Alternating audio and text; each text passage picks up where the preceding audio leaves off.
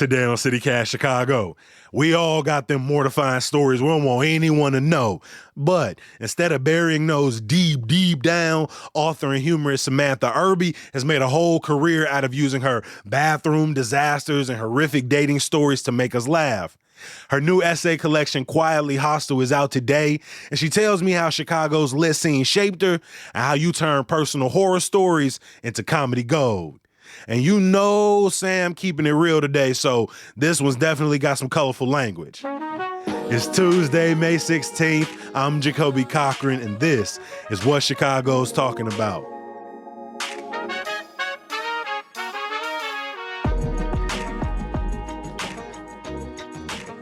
Sam, welcome to CityCast. Thank you for having me. This is so nice.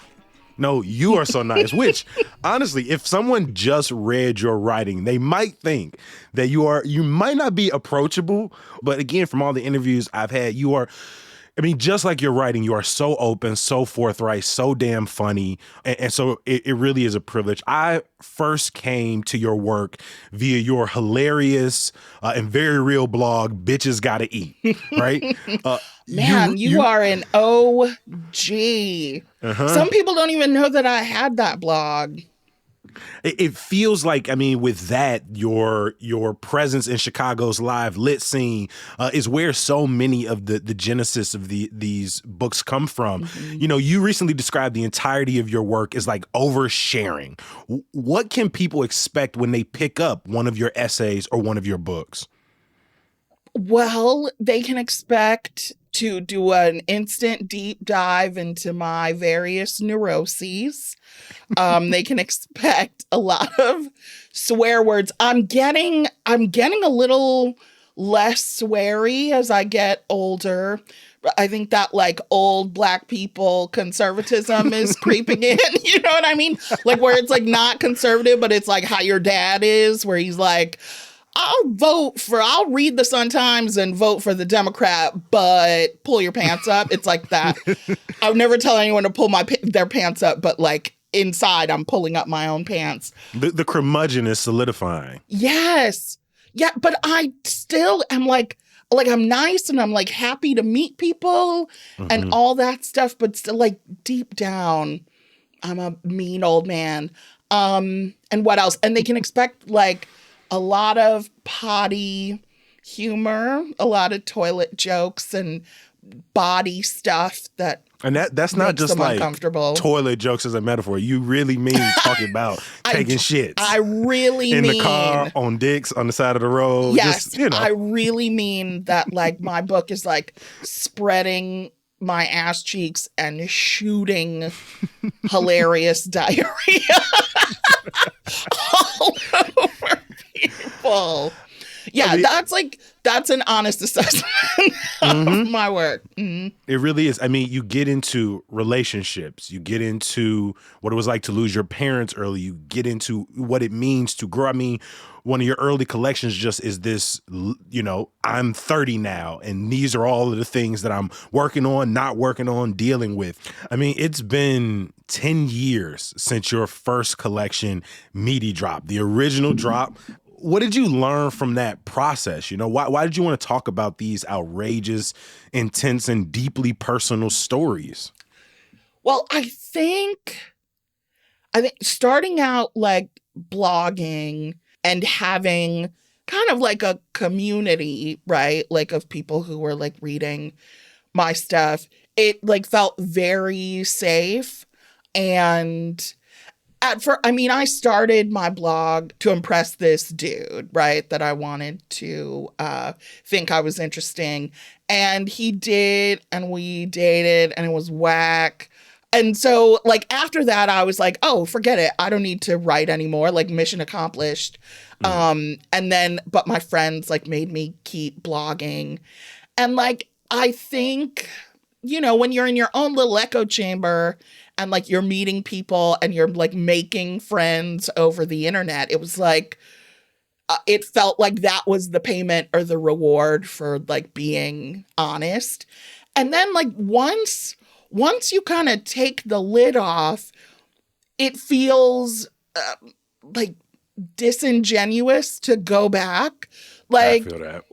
once I'm like being like, listen, I had sex with this person and I got diarrhea on him.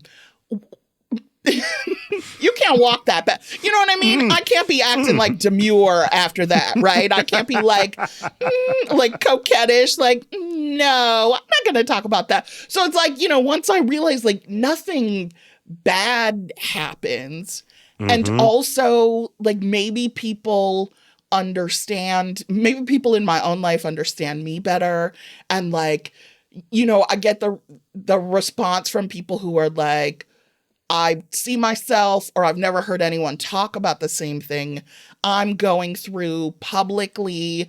Like that's sort of like the drumbeat that keeps me going, right? That like people enjoy it and people relate to it.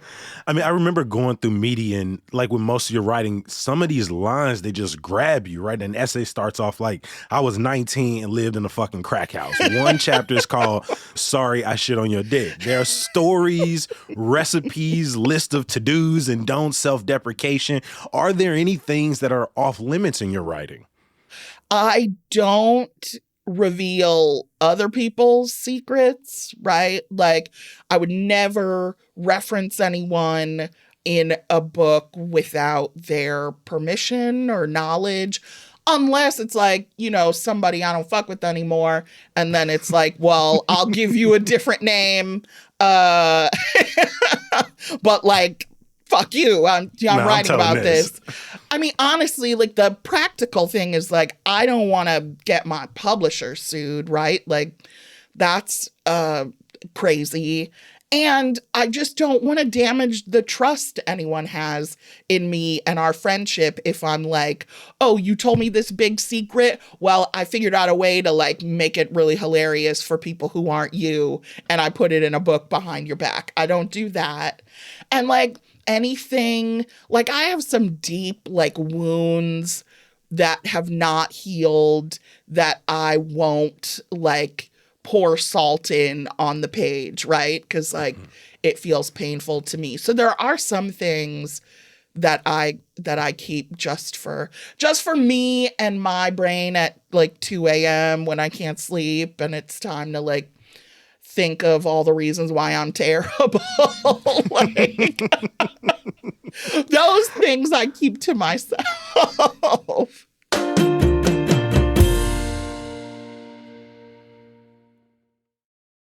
I think one of the things I really appreciate in talking to you and listening to you is you're not trying to like figure out, is this the same person who wrote these essays, right? You might read a novel or you might watch a movie or a piece of television and then you see the writer and you're like, oh, I wonder how they came up with that, right? You are true and true. And I think because of that, so many of us relate to your writing. Also because I think, we felt some of these embarrassments. We live with that voice inside of our head, just sort of playing our most embarrassing moments on a reel.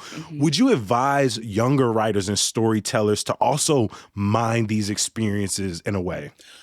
I would if it's comfortable for them.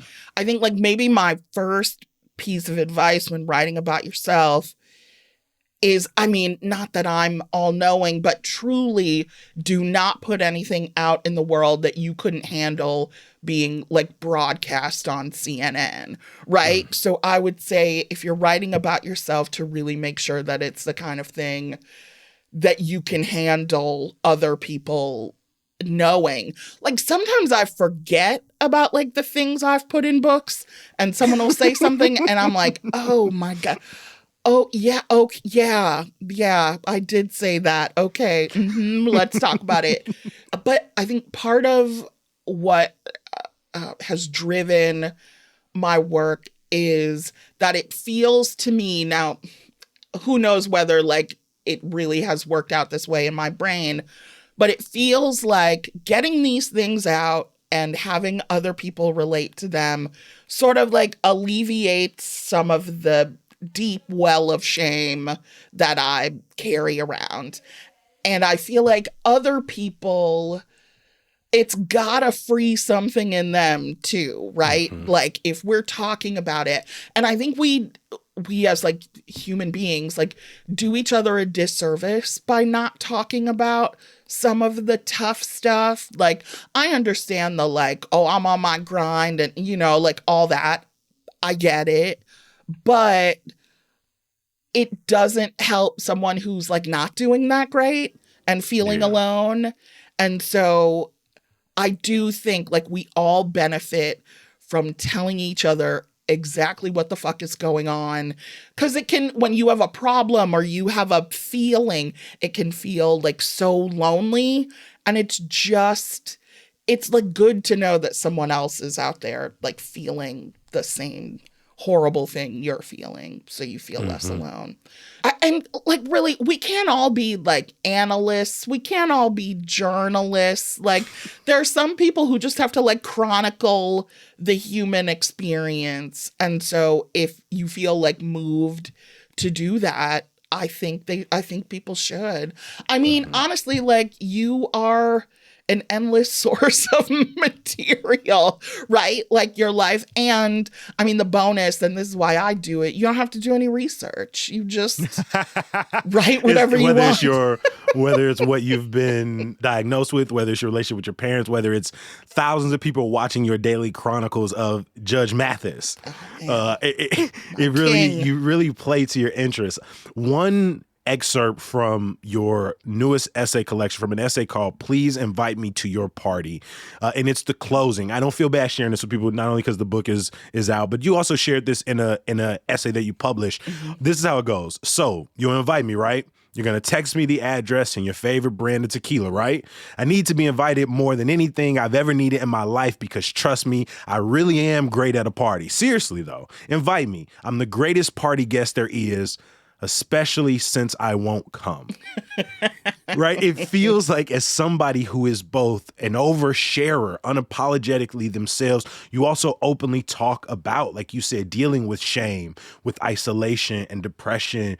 You know, how do you continue to like track forward when it feels at times that you're living what may feel like a contradiction, this desire to be so open and yet this desire to, you know, one of your books, we're not meeting in real life. That's one of the reasons I share this, because I don't want to meet you people.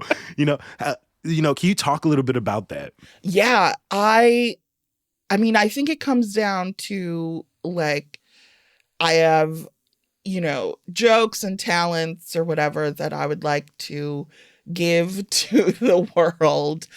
But and that to me is different from like my physical body having to be in a place, right? Because that's what I don't want. Like I am uncomfortable in my skin always. I am always like extremely self-conscious, and I don't feel like publicly I'm like as smooth or effortless as like I want to be.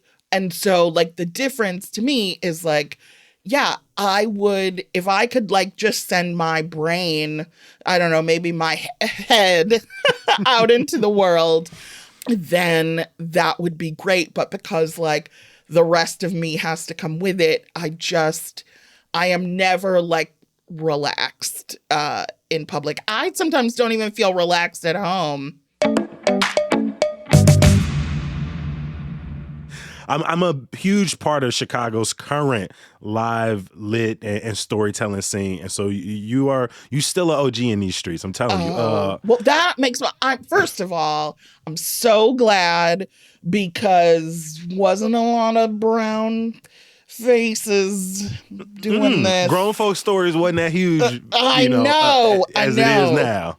Yeah, it was hard being like one of the like 3 people of color doing it. So I'm so glad. And men, I mean, a man reading his feelings, rare, beautiful diamond. I'm so glad. A black man, I mean, come on. You're incredible.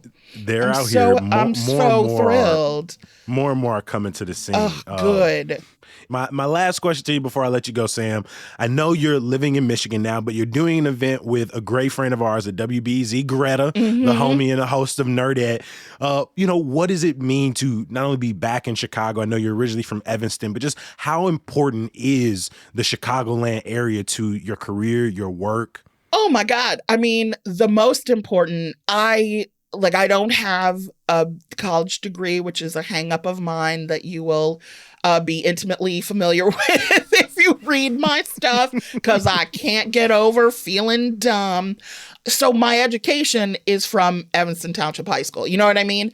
And it was enough for me to go out in the world and know a lot and be able to carry myself and handle manage. I became the manager at the bakery where I worked and all that kind of stuff. So Evanston is extremely important to me because it made me who I am. And I worked in downtown Evanston for 15 years. And Chicago in general, I mean, Rogers Park, I lived there for 20 years, right? It's in my DNA. When I get to Chicago, I feel like I'm at home. And it took moving away for me to really feel that. The first time I came home, and I still call it home. The first time I came home, I was ugh, all this traffic. We don't have this in Kalamazoo. But then immediately after that, it was oh, I don't need directions. I don't need the GPS. I know where all my stuff is. Now, some of the things I loved have closed, but this is my town. Everyone I love, I mean, almost everyone I love is in Chicago, right? And I mean, the live lit community is how I originally put out a book. The first meeting came about because I was reading at the Sunday Night Sex Show, rest in peace, and the dudes who ran Curbside Splendor were we see you perform here. We've read your blog. Just do a book with us. You don't even have to tell us what's going to be in it. You write whatever you want, and we'll put a book out. And they did. And what is my career without that? You know what I mean? It was really kind of grassrootsy. And I wouldn't be who I am, I don't think, if I hadn't been from Chicago. Right. And who you are is the one and only writer, humorist, and now the author of her newest essay collection, Quietly Hostile, available now. Samantha Irby, thank you for stopping by CityCast Chicago. This has truly made my week. Oh my God. Well, you just made my week. Thank you for having me. This was a dream.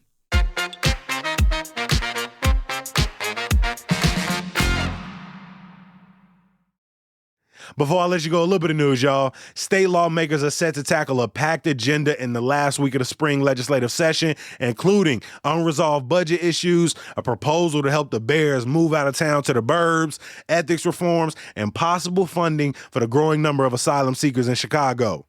The Sky opened their season this Friday on the road against the Minnesota Lynx.